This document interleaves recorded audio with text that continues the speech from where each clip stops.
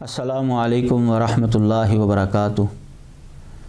नहमदुहु व नुसल्ली अला रसूलिहिल करीम, अम्मा बाद। औज़ु बिल्लाहि स्समीइल अलीम मिनश शैतानिर रजीम, मिन हमज़िही व नफ़्ख़िही व नफ़्सिही। बिस्मिल्लाहिर रहमानिर रहीम।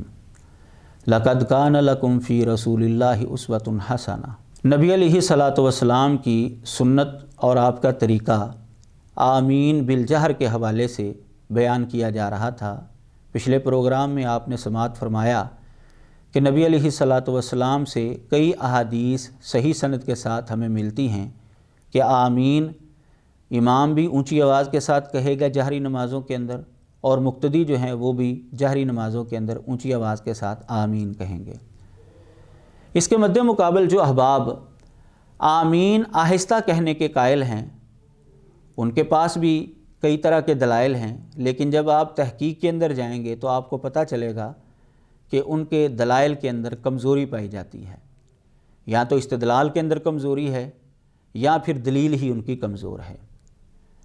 उनकी तरफ से जो पहली दलील पेश की जाती है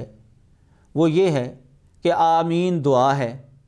और दुआ के अंदर ये उसूल है कि वो आहिस्ता आवाज़ के साथ की जाती है, लिहाजा आमीन आहिस्ता आवाज़ के साथ कही जाएगी। ये बात तो ठीक है कि आमीन दुआ है, जैसा कि जनाब अता फरमाते हैं कि आमीन दुआ है, और दुआ जो है वो आहिस्ता आवाज़ के साथ कही जाएगी। ये बात भी ठीक है उनकी, क्योंकि कुरान मजीद में अल्लाह तबारक व तआला ने इस चीज़ की वजाहत की है। लेकिन उसूल ये है कि जब अल्लाह तबारक व तआला या रसूलुल्लाह सल्लल्लाहु अलैहि वसल्लम किसी काम के करने का हुक्म दें या किसी काम से रोकें, अगर उससे अल्लाह और अल्लाह के रसूल किसी चीज़ को मुस्तस्ना करार दे दें तो उसका हुक्म जो है वो अलग होगा। अब दुआ के मुतल्लक तो यही उसूल है कि दुआ जो है वो आहिस्ता आवाज़ के साथ की जाएगी, लेकिन बाज़ दुआएं ऐसी हैं कि नबी अलैहिस्सलातु वस्सलाम ने ऊंची आवाज़ के साथ वो की हैं, लिहाजा वो दुआ ऊंची आवाज़ के साथ कही जाएगी। मिसाल के तौर पर कुनूत नाज़िला नबी अलैहिस्सलातु वस्सलाम ऊंची आवाज़ के साथ पढ़ते थे, लिहाजा कुनूत नाज़िला जो है वो ऊंची आवाज़ के साथ की जाएगी। इसी तरह फ़र्ज़ नमाज़ों के बाद आपने देखा है वही अहबाब जो नमाज के अंदर आमीन को दुआ कहने की वजह से आहिस्ता पुकारते हैं, वही फ़र्ज़ नमाज़ों के बाद हाथ उठाकर ऊंची आवाज़ के साथ दुआ मांग रहे होते हैं। इसका मतलब ये है कि वो भी मानते हैं कि हर दुआ जो है वो आहिस्ता आवाज़ के साथ नहीं की जाती। तो आमीन कहने के दलाइल चूँकि मौजूद हैं, नबी अलैहिस्सलातु वस्सलाम ने ऊंची आवाज़ के साथ आमीन कही है, जैसा कि पिछला प्रोग्राम के अंदर आपने अहादीस समाअत फरमा ली, लिहाजा ये आमीन भी ऊंची आवाज़ के साथ कही जाएगी। सूरतुल फातिहा दुआ है, तो क्या सूरतुल फातिहा जो है वो ऊंची आवाज़ के साथ नहीं पढ़ी जाती? जहरी नमाज़ों के अंदर सारे सूरतुल फातिहा ऊंची आवाज़ के साथ पढ़ते हैं, किसी मुसलमान का इख्तलाफ नहीं है इसके ऊपर। तो क्या ये दुआ नहीं है? ये भी दुआ है। तो ऊंची आवाज़ के साथ क्यों पढ़ते हैं हम? इसलिए कि रसूलुल्लाह सल्लल्लाहु अलैहि वसल्लम से साबित है, लिहाजा ये भी आम हुक्म से मुस्तस्ना हो गई। तो जैसे ये दुआएं आम हुक्म से मुस्तस्ना हैं, इसी तरह आमीन कहना ये दुआ भी आम हुक्म से अलग होगी। यानी आम हुक्म यही है कि दुआ आहिस्ता आवाज़ के साथ की जाएगी, लेकिन जिस दुआ के मुतल्लक वजाहत आ जाएगी कि वो ऊंची आवाज़ के साथ है तो वो ऊंची आवाज़ के साथ ही की जाएगी, और आमीन के मुतल्लक ऊंची आवाज़ की सराहत मौजूद है, लिहाजा ये भी ऊंची आवाज़ के साथ की जाएगी। दूसरी दलील अहबाब की जानिब से ये पेश की जाती है, सही मुस्लिम की हदीस, कि जब इमाम गैरिल मग़ज़ूबि अलैहिम वलज़्ज़ालीन कहे तो तुम आमीन कहो। कहते हैं देखें जी, नबी अलैहिस्सलातु वस्सलाम ने यहाँ पर इमाम को जो वजीफ़ा बताया वो है वलज़्ज़ालीन तक, और आमीन जो है वो मुक्तदी कहेंगे। इसका मतलब ये है कि इमाम साहब जो है वो आमीन नहीं कहेंगे। ये इस्तिदलाल हमारे दोस्तों का बहुत ही कमज़ोर है, क्योंकि यहाँ पर कोई ऐसा लफ्ज़ नहीं है जिसका ये माना हो कि इमाम आमीन नहीं कहेगा। यहाँ पर अदम ज़िक्र है, और अदम ज़िक्र से अदम सबूत लाजम नहीं आता। اور اس کے مد مقابل احادیث جو آپ کے سامنے پیش کی گئی تھی پچھلے پروگرام میں، صحیح بخاری کی حدیث ہے اذا امن الامام فامنوا، کہ جب امام آمین کہے تو تم بھی آمین کہو۔ اگر یہاں پر اس کی صراحت نہیں ہے تو صحیح بخاری کی دوسری حدیث کے اندر اس کی صراحت موجود ہے کہ امام آمین کہے گا تو تم بھی آمین کہو۔ نبی علیہ الصلوۃ والسلام خود آمین کہتے تھے اور آپ تو امام ہی ہوتے تھے، تو اس کا مطلب یہ ہے کہ امام بھی آمین کہے گا اور مقتدی جو ہے وہ بھی آمین کہیں گے۔ یہاں پر صرف عدم ذکر ہے، اور عدم ذکر سے عدم ثبوت لازم نہیں ہوتا، اور اس کا ذکر جو ہے کہ امام بھی آمین کہے گا وہ دوسری حدیثوں کے اندر موجود ہے۔ تیسری دلیل ان احباب کی جانب سے سنن نبی داود اور دیگر حدیث کی کتابوں کی روایت پیش کی جاتی ہے کہ نبی علیہ الصلوۃ والسلام والضالین کے بعد سکتہ فرمایا کرتے تھے، آپ خاموش رہتے تھے، لیکن یہ روایت ضعیف ہے کیونکہ اس کے اندر قتادہ کی تدلیس ہے۔ قتادہ مدلس راوی ہے اور انا سے بیان کر رہا ہے، اور یہ اصول سب کے ہاں متفقہ ہے، اہل حدیث حضرات کے ہاں بھی، اہل دیوبند کے ہاں بھی، اور بریلوی حضرات کے ہاں بھی،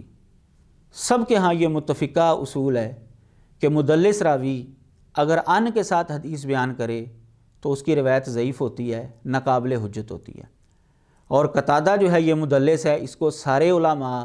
ہر مسلک کے علماء اس کو مدلس مانتے ہیں، اور یہ ان کے ساتھ حدیث بیان کر رہا ہے، اس لیے اصول کے مطابق یہ روایت ہی ضعیف ہے، نبی علیہ الصلوۃ والسلام سے ثابت ہی نہیں ہے۔ اور جو صحیح حدیثیں ہیں ان کے اندر یہ ہے کہ آپ والضالین کے بعد آمین کہا کرتے تھے۔ چوتھی دلیل، یہ احباب مسند احمد دارقطنی وغیرہ کی روایت پیش کرتے ہیں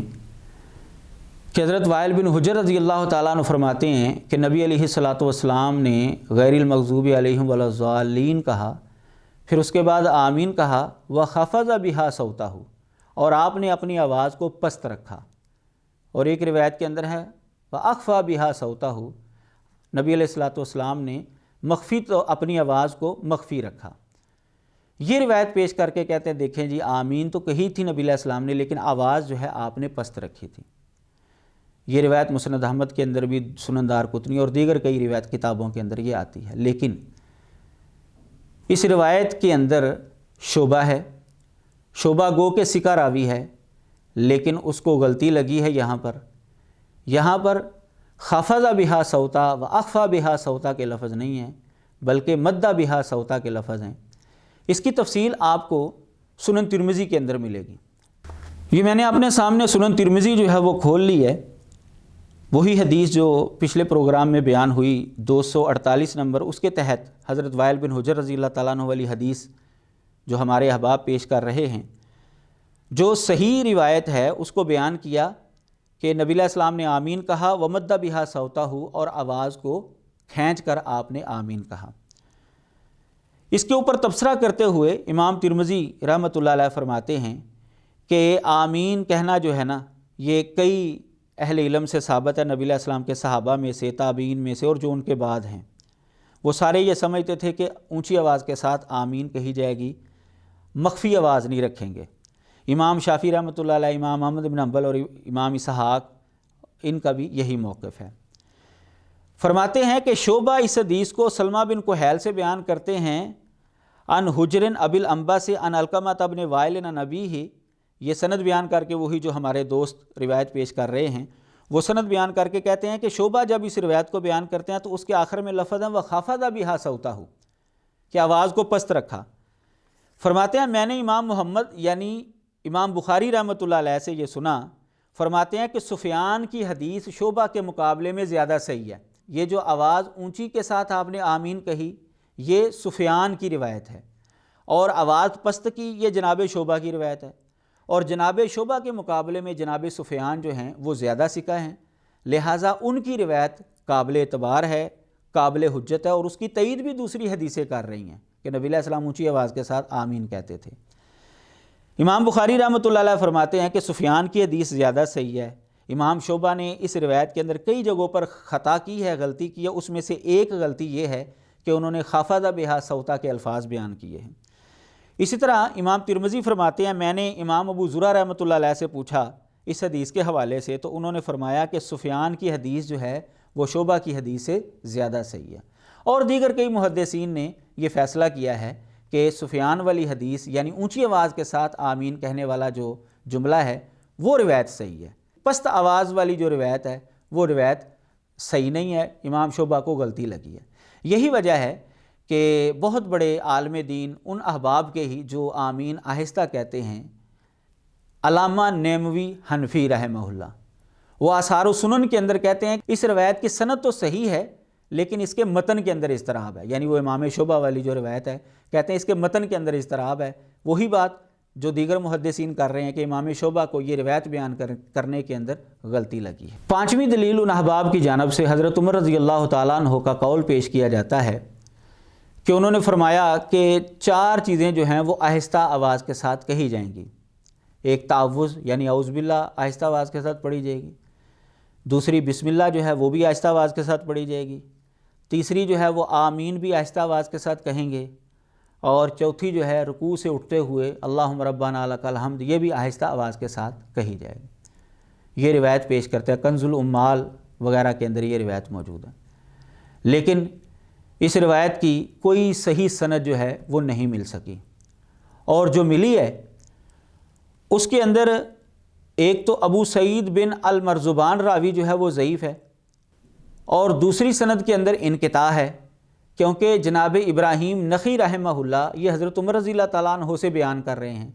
جبکہ جناب ابراہیم نخعی رحمہ اللہ حضرت عمر رضی اللہ تعالیٰ عنہ کی شہادت کے 27 سال بعد جا کر پیدا ہو رہے ہیں، لہٰذا انہوں نے حضرت عمر سے یہ روایت ڈائریکٹ نہیں سنی، نہ یہ سن سکتے تھے کیونکہ یہ تو پیدا ہی ان کی وفات کے بعد ہوئے ہیں۔ تو معلوم ہوا کہ جناب ابراہیم نخعی اور حضرت عمر رضی اللہ تعالیٰ عنہ کے درمیان کوئی واسطہ گرا ہوا ہے، اس روایت کے اندر انقطاع ہے، اور منقطع روایت جو ہے وہ ضعیف ہوتی ہے، اس کی کوئی بھی صحیح سند نہیں ملی۔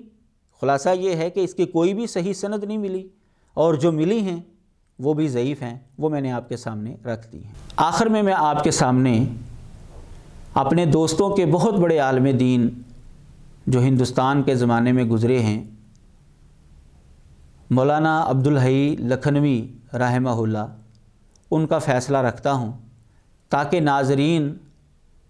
علی وجہ البصیرت فیصلہ کر سکیں کہ کون سا عمل نبی علیہ الصلوۃ والسلام سے ثابت ہے اور کون سا عمل نبی علیہ الصلوۃ والسلام سے ثابت نہیں۔ میں آپ کے سامنے ان کا حاشیہ رکھتا ہوں جو موطا امام محمد کے اوپر انہوں نے لکھا۔ یہ موطا امام محمد ہے، میں نے یہ کھول لی ہے کتاب، اور اس کا حاشیہ صفحہ نمبر ہے 105۔ یہ موطا امام محمد جو ہے یہ قدیمی کتب خانہ آرام باغ کراچی والوں نے شائع کیا ہے، اس کا صفحہ نمبر جو 105 ہے، یہاں پر علامہ عبدالحی لکھنوی حنفی رحمہ اللہ یہ فرما رہے ہیں وَالْإِنصَافُ أَنَّ الْجَهْرَ قَوِيٌّ مِّنْ حَيْثُ الدَّلِيلِ، فرماتے ہیں کہ انصاف یہی ہے کہ دلیل کے اعتبار سے اونچی آواز کے ساتھ آمین کہنا یہ زیادہ قوی ہے۔ اب یہ فیصلہ آپ احباب کریں کہ اونچی آواز کے ساتھ آمین کہنا ہے یا آہستہ آواز کے ساتھ آمین کہنا ہے۔ دونوں طرفوں کے دلائل میں نے آپ کے سامنے رکھ دیے ہیں۔ پچھلے پروگرام میں آمین بالجہر کے دلائل تھے، اور اس پروگرام میں